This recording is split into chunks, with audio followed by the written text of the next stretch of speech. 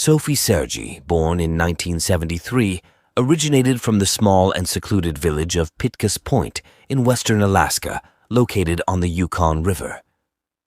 With a population of less than 200 individuals during that time, Pitkas Point was primarily inhabited by indigenous people. Growing up in this tight-knit community, Sophie's upbringing was shaped by the unique trials and beauties of rural Alaska. The village, known for its seclusion and small population, instilled in Sophie a sense of community, family values, and a strong connection to her indigenous heritage. Life in Pitkas Point was likely characterized by the close bond between community members who shared a common way of life in the remote Alaskan wilderness. Sophie was regarded as an exceptional daughter and an exemplary individual. Her character was defined by qualities such as intelligence, diligence, and a resolute determination to pursue her aspirations. Within the community, she became a role model, particularly for the younger generation. Sophie's ambitions extended beyond the confines of her small village, and she nurtured dreams of achieving significant accomplishments in her life. Despite the challenges posed by the remote location and limited resources, Sophie's commitment to education shone through. She managed to secure a full scholarship to the University of Alaska, a prestigious opportunity that necessitated her relocation approximately 500 miles away from her hometown. This transition represented a significant shift from the close-knit indigenous community to the vibrant and culturally diverse environment of the university.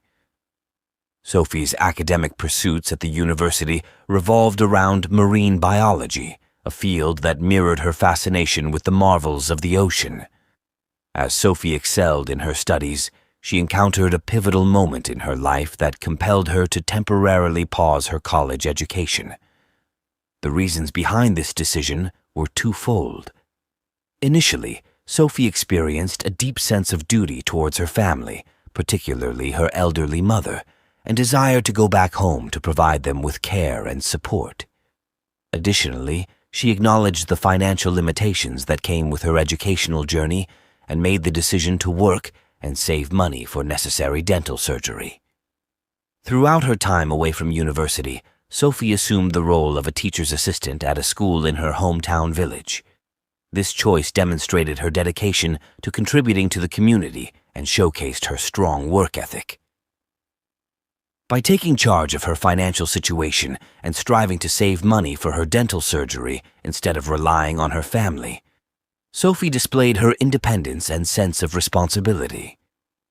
After completing 2 years of studying marine biology, she planned to re-enroll in college, which symbolized her unwavering commitment to achieving her academic aspirations. However, the course of Sophie's life took a tragic turn during a weekend trip to Fairbanks in April 1993. On April 25, 1993, what seemed like an ordinary day filled with regular activities, Sophie flew to Fairbanks for a dental appointment. Her plans included staying with her friend, Shirley, who was a student at the University of Alaska Fairbanks and resided in Bartlett Hall, a dormitory. That evening, Sophie went out with friends, enjoying a movie and some food, engaging in activities that mirrored the lives of countless college students. The last known photograph of Sophie captured a moment of pure joy, with her arms outstretched as if ready to embrace the world during a sunset-watching adventure. Returning to Shirley's room in Bartlett Hall, Sophie spent the night in a relaxed atmosphere, watching movies and hanging out with Shirley and her boyfriend Noah. As the night progressed, Sophie made her way to the common area for a drink and later decided to have a cigarette. Due to the freezing Alaskan temperatures, Shirley proposed that Sophie smoke in the second-floor bathroom to avoid the cold. Sophie agreed, and in her absence, Shirley and Noah decided to leave a note on the door to inform Sophie of their outing. Little did they know, this choice would unintentionally add to the mystery surrounding Sophie's disappearance. The following morning, Shirley returned to her dorm room to find that Sophie had not come back. Worried and unable to locate any trace of her friend, Shirley reported Sophie missing to the authorities. At the same time, Sophie's family, unaware of the unfolding tragedy in Fairbanks, received a call from Sophie's orthodontist regarding her absence from a scheduled appointment. As the day progressed, a janitor cleaning the second-floor bathroom in Bartlett Hall made a chilling discovery. Sophie Sergi's body was discovered in the bathtub, having suffered a brutal assault involving binding, gagging, tasering, beating, stabbing, and ultimately a gunshot to the back of her head. The crime scene depicted the viciousness of the act, with Sophie's clothing disheveled and her body wet from the water. The revelation shook the University of Alaska Fairbanks community, prompting an immediate investigation by local authorities. Sophie's savage murder, carried out in a college dormitory, instilled fear and disbelief, leading to increased security measures and emotional support services for students. In the aftermath of Sophie's body being found on April 26, 1993, law enforcement, forensic specialists, and detectives swarmed the dormitory to meticulously scrutinize and document every detail of the crime scene. The severity and brutality of the crime necessitated a comprehensive investigation to bring the perpetrator to justice. Authorities gathered evidence, methodically examining the bathroom for fingerprints, hair samples, and potential DNA. In spite of the limitations of forensic technology in 1993, investigators acknowledged the significance of preserving these samples for future advancements in DNA analysis.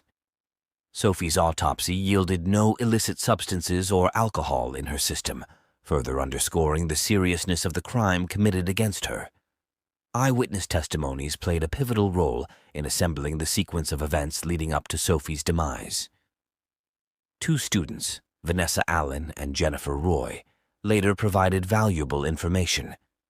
Vanessa, who resided in the dormitory during the semester, recounted feeling uneasy on the night of April 25th as she entered the seldom-used east side bathroom.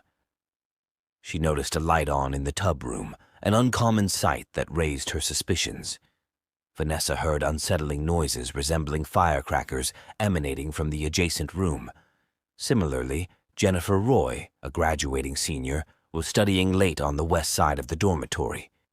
She heard distinct sounds through the shared wall with the other bathroom around 1:30 a.m. on Monday.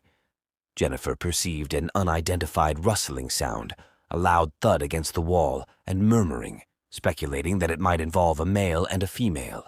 The combination of witness testimonies, forensic evidence, and the gruesome details of Sophie's assault prompted an intensified effort to identify and apprehend the perpetrator. The investigation encountered challenges due to the transient nature of college campuses, with students departing for the semester and some never returning. Tracing individuals for questioning proved arduous as room assignments frequently changed, and the dormitory roster did not consistently reflect accurate residency. As investigators conducted interviews and pursued leads, they aimed to reconstruct the timeline of events on the night of the attack, narrowing down the window between 1 a.m. and 5 a.m. when Sophie's life was taken. Over the years, the Sophie Sergi case evolved into a cold case, one that investigators revisited periodically. With the advancement of forensic techniques, particularly in DNA analysis, authorities seized the opportunity to reassess the evidence. The focus shifted towards harnessing the potential of the preserved DNA samples in hopes of identifying the individual responsible for Sophie's brutal murder. A breakthrough occurred in 2018 with the progress made in DNA testing capabilities. The preserved samples underwent modern DNA analysis, enabling investigators to construct a genetic profile of the suspect. This profile could then be compared to DNA databases, significantly increasing the likelihood of finding a match. The unwavering pursuit of justice and the dedication to utilizing emerging forensic technologies played a vital role in bringing closure to Sophie's case. Genealogical DNA analysis, a method that gained prominence in solving cold cases, played a pivotal role. This technique involves comparing DNA from the crime scene with publicly available genetic databases, potentially leading to the identification of familial connections.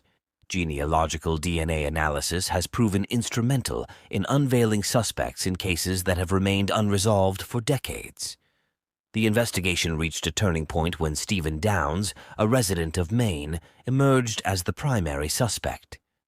Further investigation revealed that at the time of the violent attack, Downs was attending the University of Alaska Fairbanks and residing in the dormitory where Sophie's life was tragically taken.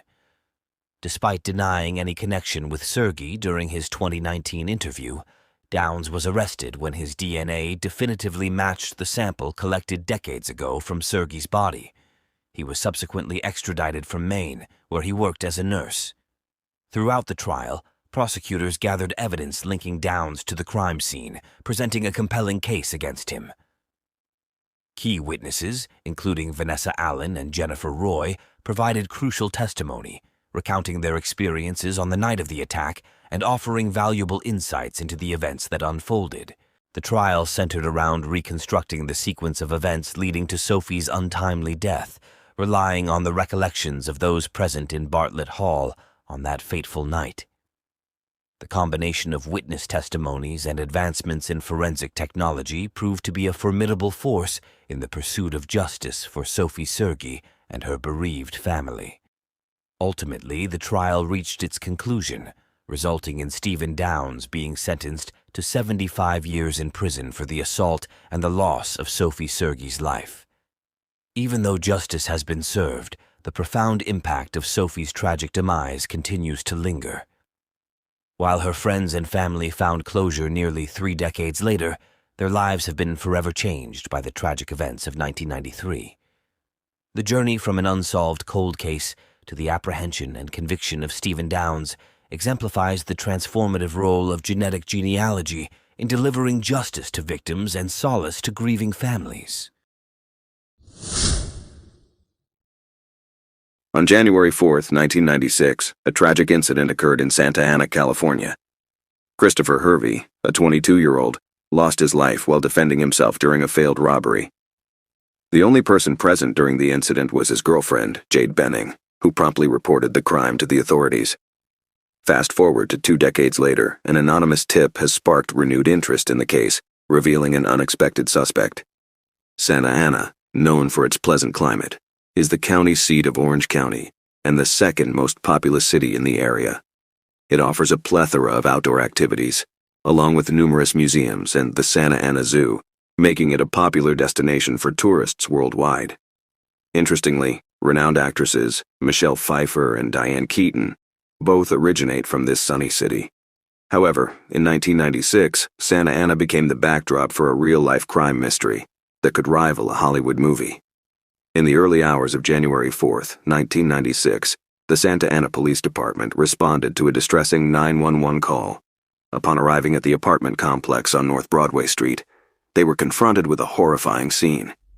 A young man named Christopher Hervey lay on the living room floor, struggling for breath and surrounded by a pool of blood. Standing nearby, in a state of shock and visibly injured, was a young woman identified as Jade Benning, Christopher's live-in girlfriend. Christopher, tragically, did not survive, and his body was taken to the local mortuary for further examination. Jade, being the sole witness to the crime, was questioned by the police after recovering from the initial shock. She recounted that she and Christopher had been sleeping in the living room due to ongoing renovations in the apartment. Upon waking up around 3 a.m., she witnessed Christopher engaged in a struggle with an unknown assailant. In her attempt to intervene, she was injured when the attacker slashed her right hand. Detectives took notice of the injury on her right hand. At that moment, Christopher had already collapsed onto the floor, and the intruder had escaped through the rear exit. Subsequently, she dialed 911 to report the incident and request assistance. Jade underwent further questioning by the police, but her general statements were eventually verified, leading to her release without charges and exclusion as a suspect. An immediate investigation into the case was initiated by the investigators. After interviewing multiple neighbors, they obtained information that supported Jade's account. The neighbors reported hearing a heated argument emanating from the apartment 15 minutes prior to the arrival of the police. Additionally, one neighbor claimed to have witnessed a man fleeing from the scene. Although the darkness prevented the identification of any specific features, the neighbor confirmed that the man's manner of walking was masculine. Despite conducting a thorough search of the apartment, minimal findings were obtained. The apartment was in disarray, but no murder weapon was discovered either inside or in the vicinity of the apartment complex. Crime scene technicians diligently worked to collect any potential DNA or fingerprint evidence. They also secured items from Christopher and Jade's apartment that could be used as evidence. In the subsequent days, an autopsy was conducted on Christopher, revealing multiple stab wounds to his upper chest.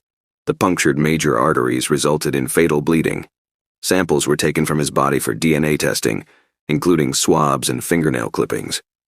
Following the completion of the necessary procedures, Christopher's body was released to his family and laid to rest in a private ceremony at Forest Lawn Memorial Park in mid-January 1996. Subsequently, Christopher's family chose to maintain their privacy and declined media interviews.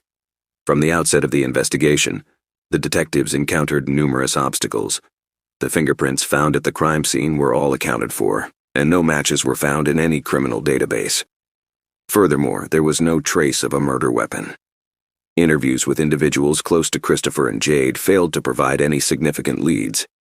The case of Christopher Hervey's murder seemed to have reached a standstill, leaving Jade and the family and friends in a state of limbo. Despite the passage of time, no new leads emerged, and the investigation appeared to have hit a dead end. The authorities concluded that the motive behind Christopher's killing was a failed robbery attempt. Following the tragic event, Jade returned to her family and continued her life. Over the years, she had lived in various locations across California, including Arleta, Huntington Beach, Santa Ana, and Anaheim. Eventually, she made her way to Las Vegas, Nevada in 2001, before finally settling down in Austin, Texas. Jade managed to keep a low profile, evading media attention, and little information was available about her life after Christopher's death. It remains uncertain whether she ever married, but there are reports suggesting that she had 3 children. Additionally, Jade owned her own vintage clothing company. The case seemed to have gone cold, leaving Jade and the loved ones of Christopher in a state of perpetual uncertainty. However, a glimmer of hope emerged in January 2020, when the Santa Ana police received an anonymous letter containing previously undisclosed information. This unexpected tip shed new light on the case and implicated a potential suspect. Cold case detective Michael Gibbons of the Homicide Division at the Santa Ana Police Department took charge of the investigation, re-examining the evidence in hopes of finally uncovering the truth. Gibbons and his team meticulously examined the details of the crime outlined in the witness statement. They also scrutinized the statements provided by neighbors and the DNA evidence recovered at the crime scene. The specifics of the investigation are still undisclosed. However, officers from the Santa Ana Police Department mentioned that it involved a thorough analysis of the forensic evidence. Additionally, there was a circumstantial aspect that was explored, although information on this remains limited. On June 11, 2020, a search warrant was issued for a person of interest linked to the case. The identity of the individual was not immediately disclosed by investigators, but they revealed that their search led them to Austin, Texas. Various items of interest were confiscated and considered as potential evidence. Subsequently, over the next 2 years, investigators from the Santa Ana Police Department, the Austin Police Department, and the U.S. Marshals Lone Star Fugitive Task Force conducted surveillance on the suspect. During this period, they gathered adequate evidence that enabled them to secure a criminal complaint arrest warrant for the suspect. The apprehension of the suspect came as a surprise to everyone involved in the case when investigators finally closed in on them. The suspect turned out to be Jade Benning. At 2:20 p.m. on Tuesday, May 3, 2022, Jade Benning, now 48 years old, was taken into custody during a traffic stop near her residence in Austin, Texas, by U.S. Marshals. Jade had been returning home after picking up her youngest son from school that afternoon. She was escorted through a parking garage in handcuffs by the arresting officers. Although Jade did not provide any information to investigators, detectives have speculated that an altercation between Jade and Christopher may have escalated into violence. It is believed that Jade might have stabbed Christopher and disposed of the murder weapon before contacting 911.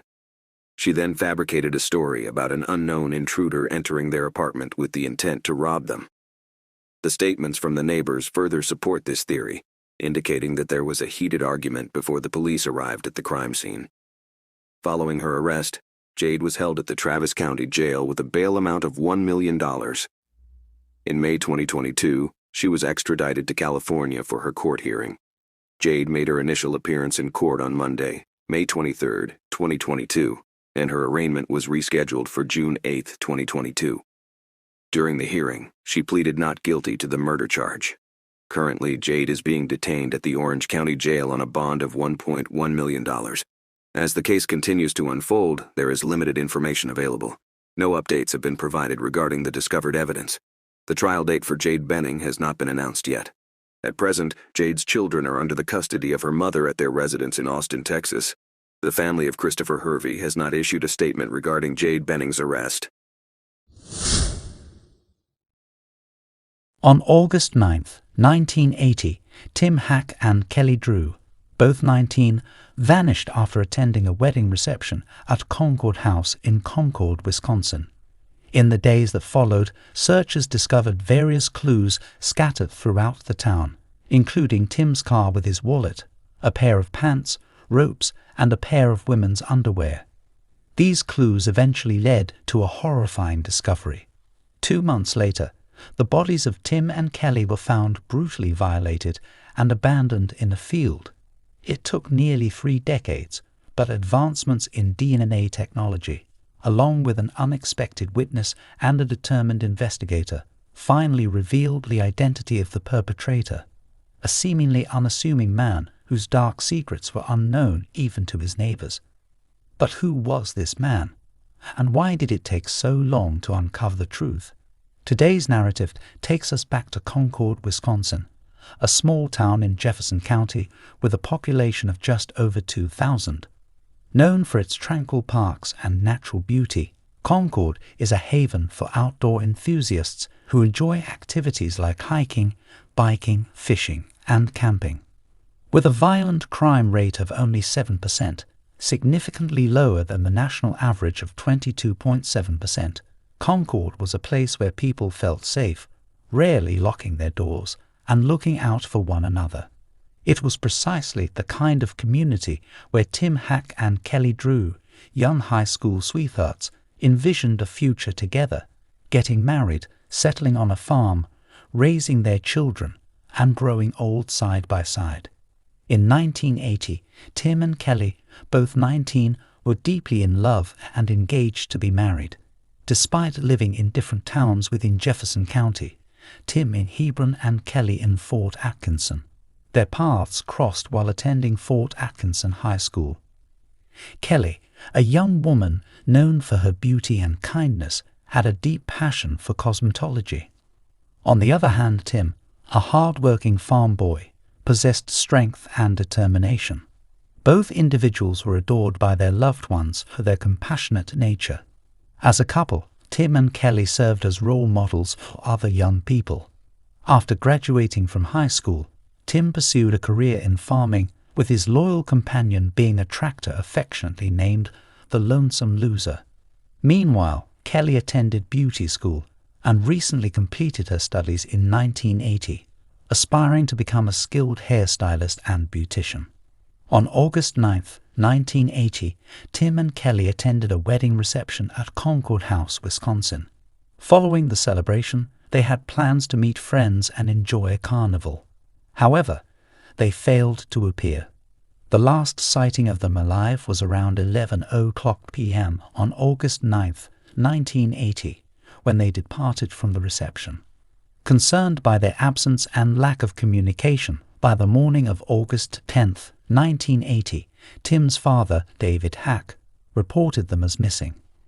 On the same day, David discovered Tim's brown Oldsmobile parked at Concord House, containing Tim's wallet with $67, his jacket, and his checkbook, all locked inside.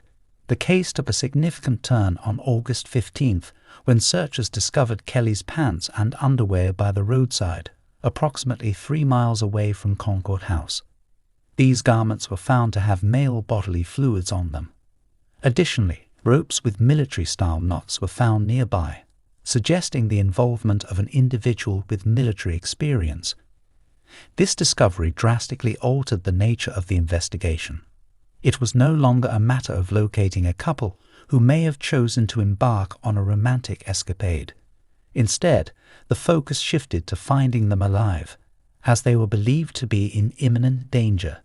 Approximately 2 months later, squirrel hunters from Milwaukee stumbled upon the badly decomposed remains of Kelly Drew in a wood area approximately 7 miles from Concord House.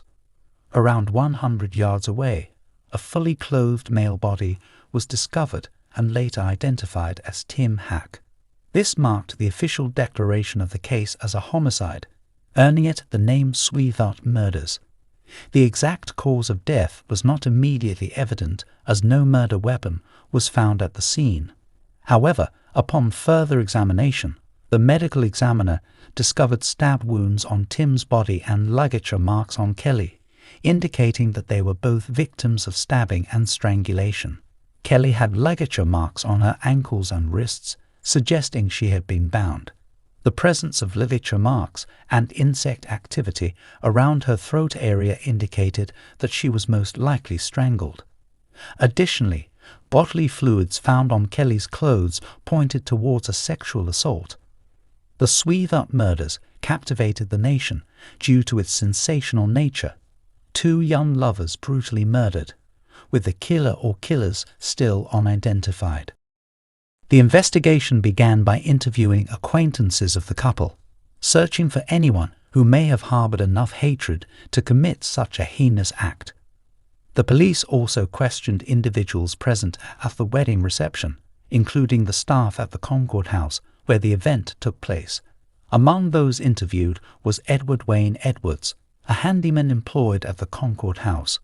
Edward, who resided in a nearby campground close to Interstate 94, claimed to have had no contact with the couple and insisted he was not present at the Concord House when they went missing.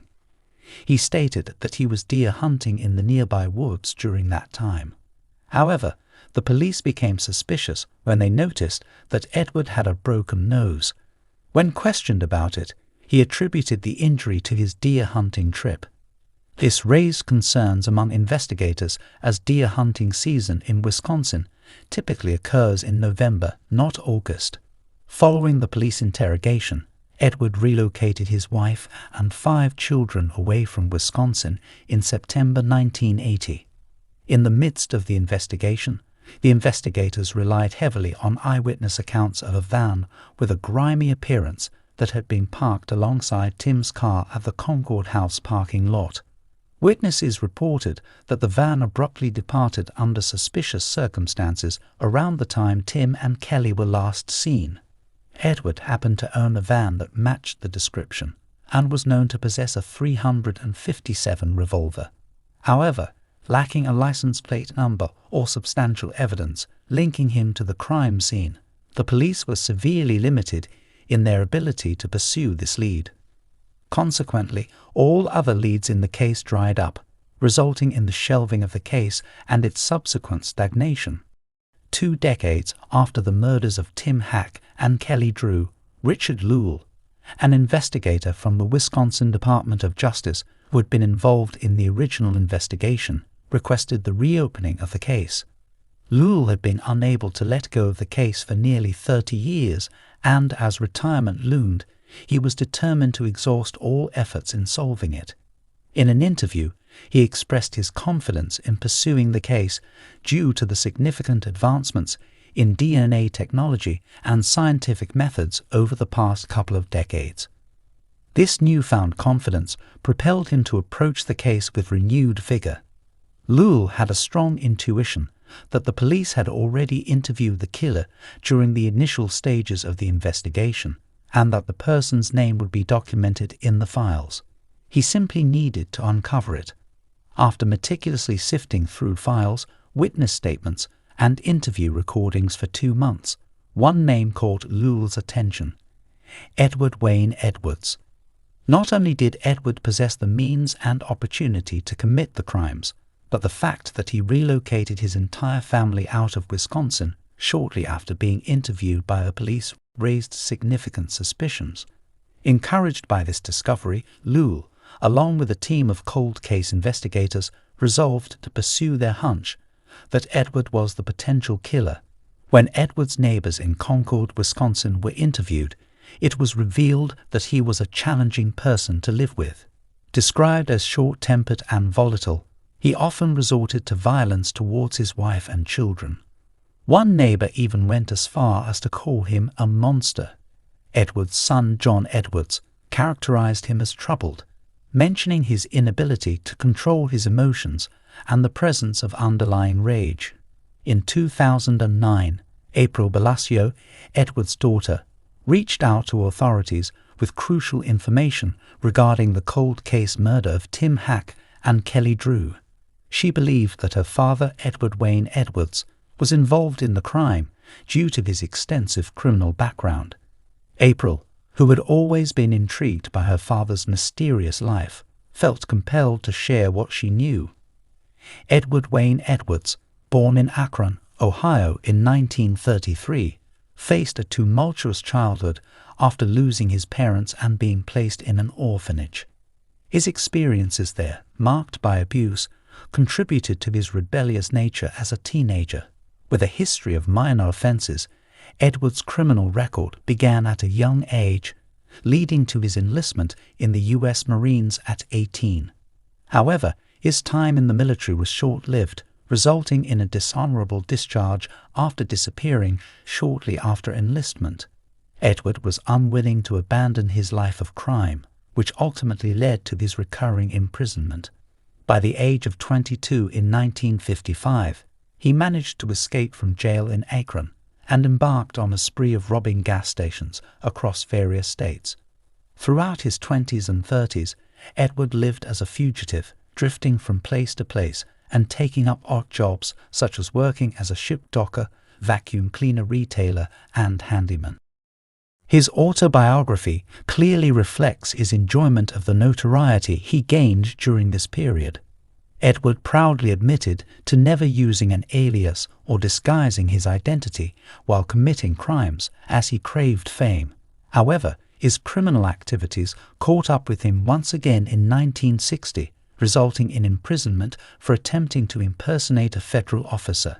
Despite being held in the Portland, Oregon jail, Edward managed to escape, prompting the FBI to include him on their 10 most wanted list in 1961. Authorities eventually apprehended him in 1962 and incarcerated him at the United States Penitentiary Leavenworth. However, due to his good behavior, Edward was granted parole in 1967. He credited a compassionate guard at Leavenworth for his personal growth in his memoir. Following his release, Edward married and pursued a career as a motivational speaker. In 1972, at the age of 39, he made appearances on television shows such as To Tell the Truth and What's My Line. That same year, he published his autobiography, The Metamorphosis of a Criminal, the true life story of Ed Edwards. It seemed as though Edward's fortunes were finally turning in his favor. He had outsmarted the system and was on the path to success. Unfortunately, his streak of good luck was short-lived. In 1977, Edward committed his first murder, targeting 21-year-old Billy Lavaco and his girlfriend, 18-year-old Judith Straub, both residents of Sterling, Ohio. The couple went on a date on August 7, 1977, but never returned. Later that day, Judith's car was discovered in the parking lot of Silver Creek Metro Park, with her shoes and purse left behind. On August 8th, the day following the incident, Norton Police, along with the assistance of family members and a National Guard helicopter, initiated a search for Billy and Judith. The search party eventually discovered their lifeless bodies concealed within the dense vegetation near the Metro Park. It was evident that they had been ruthlessly shot at close range with a 20-gauge shotgun. At that time, investigators were unable to establish a connection between Billy and Judith's case and Edward, allowing him to evade justice for the murders. These killings, however, established a pattern that would persist with the subsequent murders of Tim and Kelly. Meanwhile, by 1982, at the age of 49, Edward found himself incarcerated once again in Pennsylvania, this time for arson. Nevertheless, he took pride in his criminal achievements. In 1993, Edward penned a letter to the FBI, requesting his criminal and historical records from various cities across 19 states. Supposedly, these records were intended for a new book he was writing, delving into the lives of criminals he had encountered during his time in prison, including individuals like Tony Provenzano, Charles Manson, and Jimmy Hoffa. In 1996, at the age of 63, Edward committed his third murder.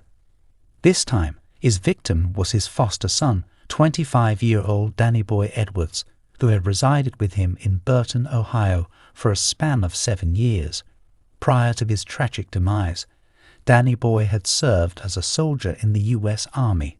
Edward somehow managed to persuade him to desert the army and return home. Once Danny Boy arrived, Edward deceitfully lured him into the nearby woods, where he callously ended his life with 2 gunshots to the face. Edward then callously left Danny Boy's body in a shallow grave, which was eventually discovered by a hunter who promptly alerted the authorities. Similar to his initial set of murders, Edward managed to evade justice for the killing of Danny Boy for a couple of years. Individuals close to Edward, such as his son John and daughter April, described him as a deeply troubled individual. His abusive behavior towards his wife and children was extreme, leading his children to flee from home as soon as they could to escape his torment. Investigators strongly believed that Edward perfectly fit the profile of a stereotypical serial killer. His extensive criminal history, coupled with his physical violence towards family members, and the fact that he wrote a book detailing his crimes, all pointed towards his narcissistic nature. Edward's military background provided him with the knowledge to tie the knots on the ropes that were believed to have been used to strangle Kelly. His history of arson further reinforced the perception of him being extremely controlling. Despite his elderly appearance and reliance on an oxygen tank and wheelchair due to his weight, his neighbors in Louisville, Kentucky, were unaware of the evil mind that lurked within him. However, with new evidence and April's statements, investigators had a stronger basis to suspect Edward's involvement in the murders. Upon visiting his home in Louisville, Edward initially denied any knowledge of Tim Hack and Kelly Drew's murders, but under further questioning, he admitted to being at the Concord house on the night of the murders and seeing the couple. He also confessed that he had not been deer hunting that night, contrary to his earlier claims. Edward agreed to a saliva swab for DNA testing, confident that it would not reveal anything incriminating. However, the DNA test results matched the DNA found on Kelly's pants. In 2009, Edward was living in a trailer park in Louisville, where he was well liked by his neighbors who were unaware of his dark past. It wasn't until he was brought to Wisconsin and charged with the murders of Tim Hack and Kelly Drew that his true nature was revealed. During the interview, Edward was presented with the DNA test results, further implicating him in the crimes. Investigators requested an explanation from him regarding the presence of his bodily fluids on Kelly's clothes. Edward began to stutter, fabricating a tale about an intimate encounter with Kelly on the evening of August 9th, 1980, claiming it was consensual. He fidgeted in his seat, gesturing wildly. Sensing the investigator's skepticism, he let out a sigh and muttered something quietly. Upon reviewing the interview recording numerous times, investigators recalled the moment when Edward muttered, "Damn it, I killed her." This admission sealed his fate. Edward opted to plead guilty to the murders of Tim Hack and Kelly Drew. In April 2010, Edward Wayne Edwards was found guilty of the 1980 sweetheart murders and received 2 concurrent life sentences. Despite his request for execution, Wisconsin did not have the death penalty. Retired homicide detective Phil Waters noted that Edward had a history of incarceration and understood the harsh reality of prison life. Unwilling to spend his days behind bars, Edward penned a letter to the Ohio prosecutor's office, hoping to persuade them to seek the death penalty by stating, "You're going to want to put a needle in my arm." In 2010, Edward confessed to the killings of Billy Lovaco and Judith Straub in 1977. But due to the absence of the death penalty at the time, he received life sentences for each. However, he still had one final revelation. During a jailhouse interview in 2011, Edward admitted to murdering his foster son, Danny Boy Edwards, for the life insurance money. This time, his scheme succeeded, and he was sentenced to death on March 8, 2011, for Danny Boy Edwards' murder. Despite being convicted of 5 homicides, investigators suspected that Edward may have had between 9 to 15 additional unidentified victims. In the book, The Peyton Allen Files, Phil Stamford suggested that Edward might have been responsible for the murders of Beverly Allen and Larry Peyton in Portland, Oregon in 1960. Detective Chad Garcia from the Jefferson County Sheriff's Office, one of the investigators in the Sweetheart murders, also suggested that Edward might have been responsible for 15 other murders, including the Zodiac killings. Retired homicide detective John Cameron shared the belief that Edward was behind the Zodiac killings and other high-profile unsolved cases, although these claims remain unproven. Edward Edwards passed away on April 7, 2011, at the Corrections Medical Center in Columbus, Ohio, at the age of 77 due to natural causes. His death marked the end of a vicious crime spree that left 5 dead and many grieving. Edward avoided execution by lethal injection, which had been scheduled for August 31, 2011. Despite Edward's arrest for the murders of Tim and Kelly, their family members did not find closure. Norma Walker, Kelly's mother, expressed how Edward's arrest brought back painful memories instead of providing closure.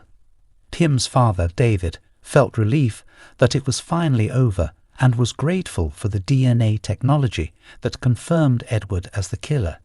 Edward's daughter, April Blasio, who helped solve the cold case, now dedicates her time to assisting other families of victims with unsolved cases through her podcast, The Clearing. Tim Hack and Kelly Drew had promising futures ahead of them, but their lives were tragically cut short by their killer, Edward Wayne Edwards. Edward, the serial killer, had no personal vendetta against the couple. They were simply in the wrong place at the wrong time, adding to the tragedy of their story. Following Edward Wayne Edwards' arrest and the conclusion of the cases, the loved ones of Tim Hack and Kelly Drew, along with the other victims, still struggled to come to terms with the aftermath of the tragedies. Even though Edward's conviction provided some closure, the wounds inflicted by his deeds remained profound.